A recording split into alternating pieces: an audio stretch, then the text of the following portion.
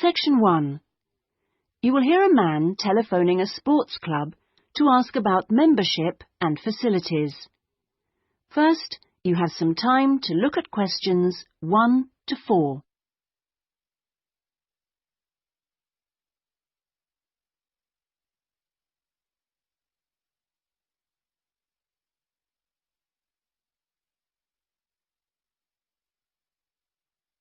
You will see that there is an example that has been done for you.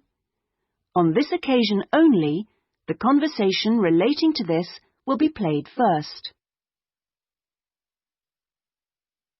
Good morning. Sorry, it's gone 12. I'll start again. Good afternoon, Kingswell Sports Club. How can I help you? Oh, good afternoon. I was wondering if you could give me some information about membership and facilities. The name of the sports club is Kingswell, so Kingswell has been written in the space. Now we shall begin. You should answer the questions as you listen, because you will not hear the recording a second time. Listen carefully and answer questions 1 to 4. Good morning. Sorry, it's gone 12. I'll start again. Good afternoon, Kingswell Sports Club. How can I help you? Oh, good afternoon. I was wondering if you could give me some information about membership and facilities. Of course. What would you like to know? Do you have tennis courts, for example? No, I'm afraid we don't. We're primarily a golf club. What about football? I heard you had a team. No, I'm sorry. Perhaps you're thinking about Fresham Sports Centre. Oh, right. I know it. I've played badminton there. Have you? They've got a lot of facilities we don't have, and vice versa. We do have a Keep Fit studio, which is very popular with members, and then as well as that, there's swimming, of course. That's good. I like to swim every day. We have a range of classes, too. Do you have judo classes? I'm keen to learn. Well, at the moment, we offer kickboxing. We're planning to add judo and stretch classes soon. We're currently running a range of yoga classes, too. What about relaxing after exercise? I assume you have a restaurant or something? At the moment, we've got a salad bar, which is very popular. We'll also have a fully licensed restaurant by the end of the year. Sounds good. Before you hear the rest of the conversation, you have some time to look at questions 5 to 10.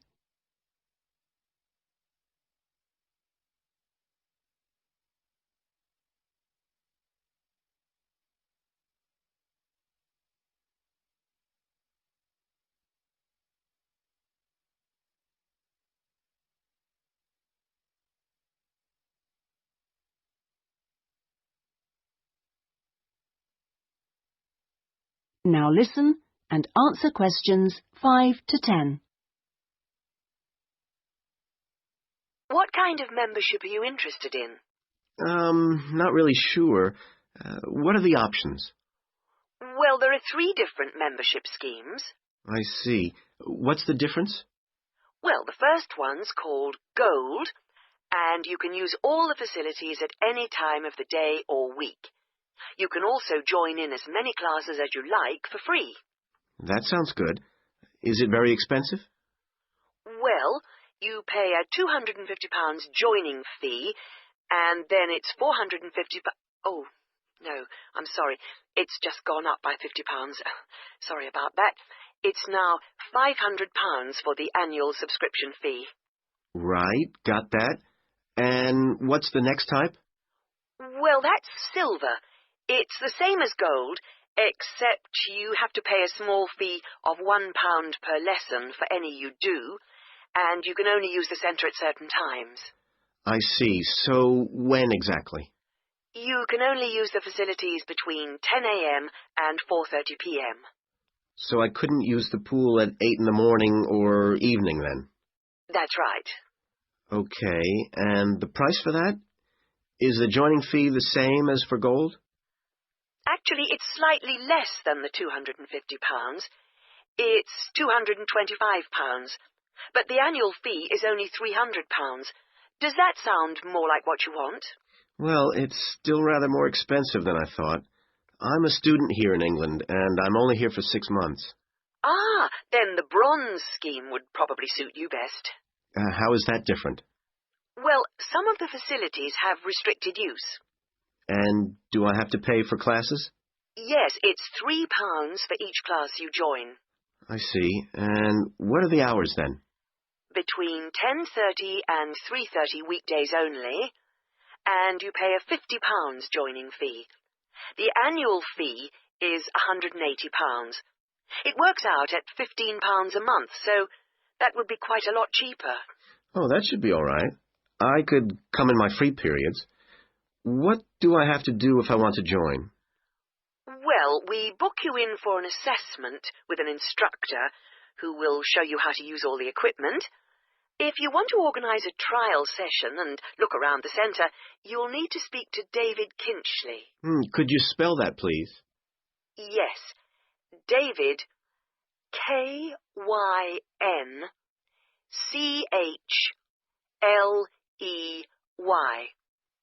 I'll give you his direct line number. It's 0458 95311. Thanks. Thank you for calling Kingswell Sports Club. That is the end of section 1.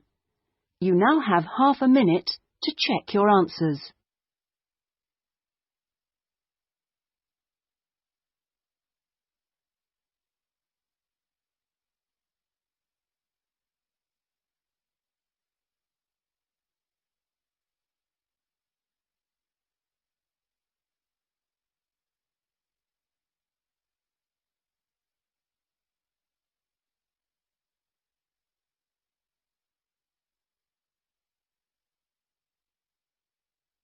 Now turn to section 2.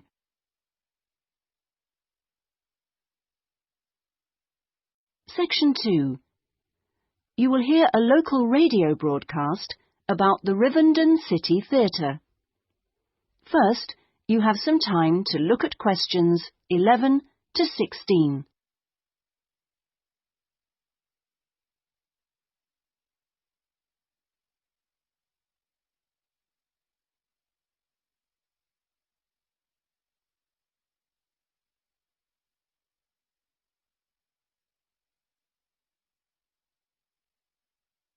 Now listen carefully and answer questions 11 to 16. And here on Radio Rivendell, we have Lynn Rawley, the Public Relations Officer of our own Rivendell City Theatre. Hello, Lynn. Hello. Now, the theatre is reopening soon after its 3-year redevelopment program, isn't it? That's right, and there are a lot of improvements. The first thing people will see when they go in is that the foyer has been repainted in the original green and gold. Then the box office has been reoriented with its own access from the side of the building instead of through the foyer, which means it can be open longer hours and has more space too. The shop that used to be in the foyer, which sold books and CDs, is the one part of the redevelopment which isn't yet complete. The plan is to find new premises for it near the theatre, and we've had difficulty finding somewhere suitable. We hope to reopen the shop in the next few months. Will audiences find any difference in the auditorium? Yes, we've increased the legroom between the rows. This means that there are now fewer seats, but we're sure audiences will be much happier. And we've installed air conditioning so it won't get so hot and stuffy. We already had a few seats which were suitable for wheelchair users, and now there are twice as many, which we hope will meet demand. Something else that will benefit audiences is the new lifts. The 2 we used to have were very small and slow. They've now gone, and we've got much more efficient ones. Anything for the performers? Yes, we've made a number of improvements backstage. The small, dark dressing rooms we used to have been converted into 2 large, airy rooms, so they're much more comfortable now. And the state-of-the-art electronic sound and lighting systems have been installed. Before you hear the rest of the talk, you have some time to look at questions 17 to 20.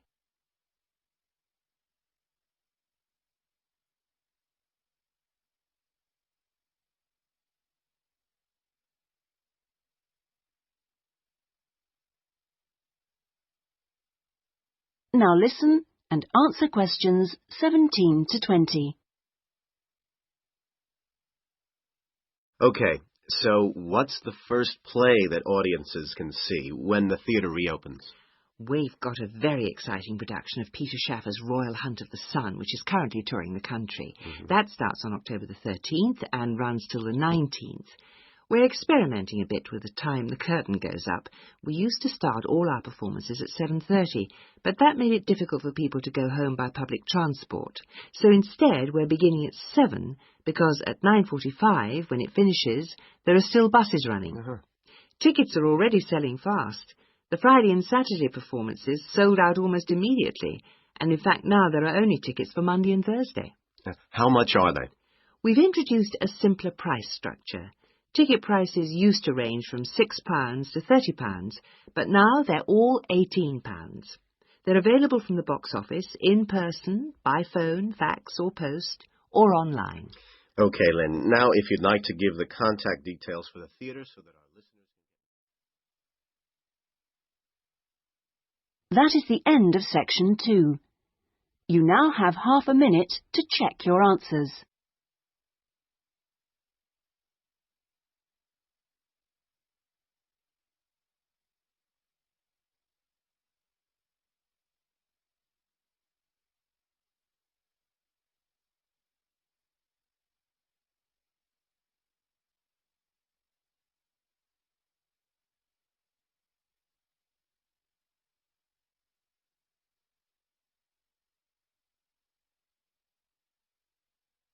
Now turn to section 3.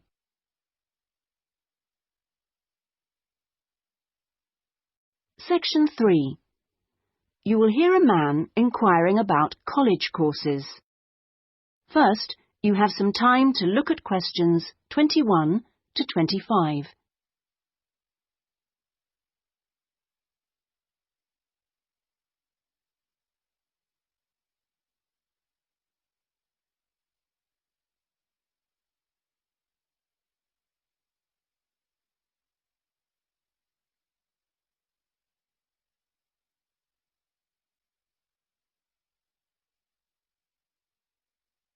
Now listen carefully and answer questions 21 to 25. Hi, can I help you? I was told to come here because I'd like to talk to someone about taking a management course. Right, I'm one of the tutors, so I should be able to help you. Oh, good. My name's Brian Ardley. I've decided to enrol on a part-time management course. A friend of mine took one last year and recommended it to me. Right. Is there anything I should do before the course, like reading or anything? We prefer to integrate reading with the course, so we don't give out a reading list in advance. But we like people to write a case study describing an organisation they know. I've already done that, as my friend told me you wanted one. But would it be possible to sit in on a teaching session to see what it's like? I haven't been a student for quite a while. Fine. Just let me know which date and I'll arrange it with the tutor. Now, could I ask you about the college facilities, please? Anything in particular? Well, the course is 1 day a week, all day, isn't it? So presumably it's possible to buy food. Yes, the refectory's open all day. Does it cater for special diets? I have some food allergies. Provided you warn the refectory in advance, it won't be a problem. Good. What about facilities for young children? I'd like to bring my daughter here while I'm studying. How old is she? 3. Then she's eligible to join the nursery, which is supervised by a qualified nursery nurse. The waiting list for a place is quite long, though, so you ought to apply now. OK. I don't know if our careers advice service would be of any interest to you. Yes, it might help me decide how to develop my career after the course. The centre has a lot of reference materials and staff qualified to give guidance on a one-to-one basis. I noticed a fitness centre next to the college. Is that for students? It's open to everyone, but students pay an annual fee that's much less than the general public pay. And presumably the college library stocks newspapers and journals as well as books. Yes, and there's also an audio-visual room for viewing and listening to videos, cassettes and so on.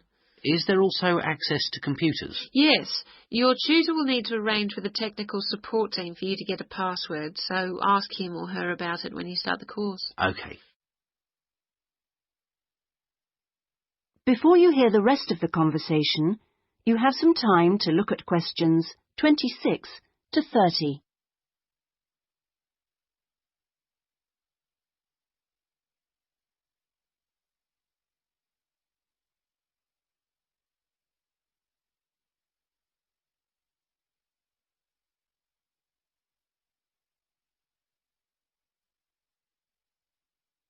Now listen and answer questions 26 to 30.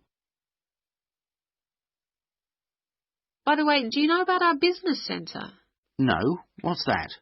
It's a training resource, a collection of materials for people to study on their own or use in their own organisations. Uh-huh. You mean books and videos? Yes, and manuals for self-study, plus a lot of computer-based materials so people can work through them at their own speed and repeat anything they aren't sure about. And you can hire laptops to use in your own home or workplace, as well as printers that you can take away. Does it have anything that I could use to improve my study skills? I don't have much idea about report writing, and I'm sure I'll need it on the course. Oh, yes, there's plenty of useful material. Just ask one of the staff. Does the centre cover all the main areas of business? Yes, topics like finance and, of course, marketing. That's a popular one. Local managers seem to queue up to borrow the videos. So it isn't just for students, then? No, it's for members only, but anyone can join. How much does it cost? £100 a year for a company and £50 for an individual, with no discount for students, I'm afraid. Well, that's very helpful. Well, I think that's all. I'd better go home and fill in the enrolment form. Thanks for all your help. You're welcome. Goodbye. Goodbye. That is the end of section 3. You now have half a minute to check your answers.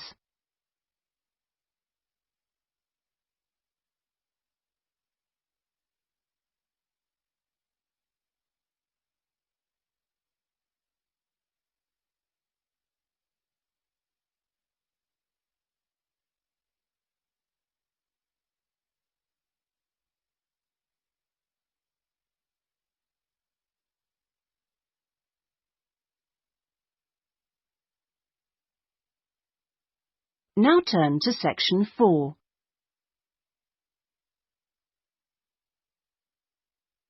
Section 4.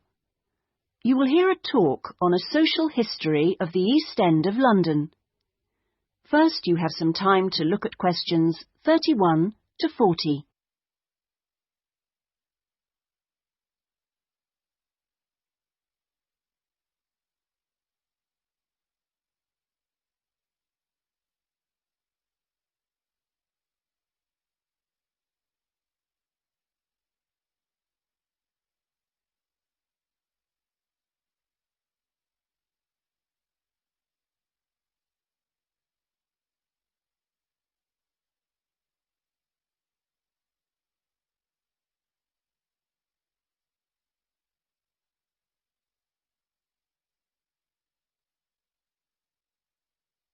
Now listen carefully and answer questions 31 to 40.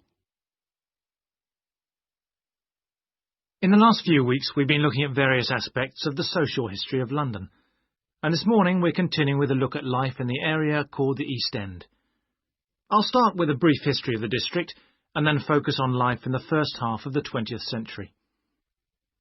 Back in the 1st to the 4th centuries AD, when the Romans controlled England, London grew into a town of 45,000 people, and what's now the East End, the area by the River Thames and along the road heading north-east from London to the coast, consisted of farmland with crops and livestock, which helped to feed that population.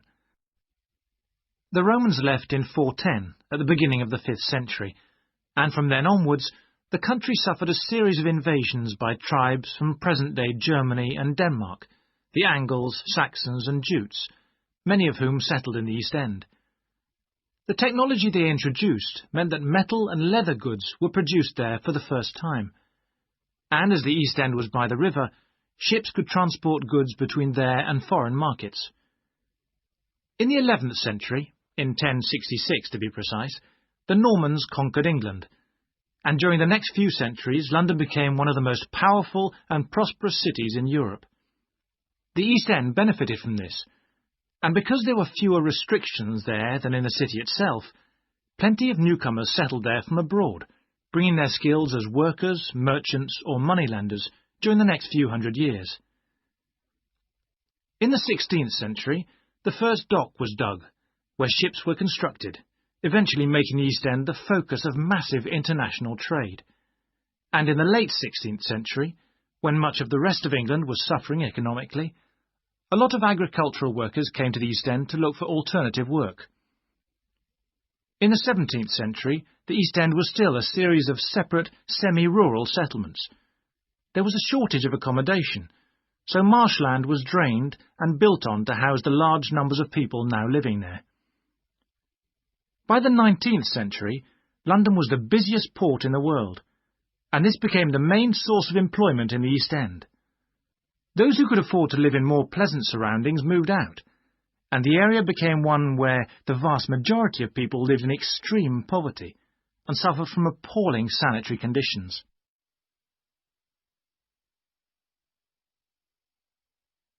That brief outline takes us to the beginning of the 20th century, and now we'll turn to housing. At the beginning of the century, living conditions for the majority of working people in East London were very basic indeed. Houses were crowded closely together and usually very badly built because there was no regulation. But the poor and needy were attracted by the possibility of work, and they had to be housed. It was the availability rather than the condition of the housing that was the major concern for tenants and landlords alike. Few houses had electricity at this time, so other sources of power were used, like coal for the fires which heated perhaps just one room. Of course, the smoke from these contributed a great deal to the air pollution for which London used to be famous. A tiny, damp, unhealthy house like this might well be occupied by 2 full families, possibly including several children, grandparents, aunts and uncles. Now, before I go on to health implications of this way of life, I'll say something about food and nutrition. That is the end of section 4. You now have half a minute to check your answers.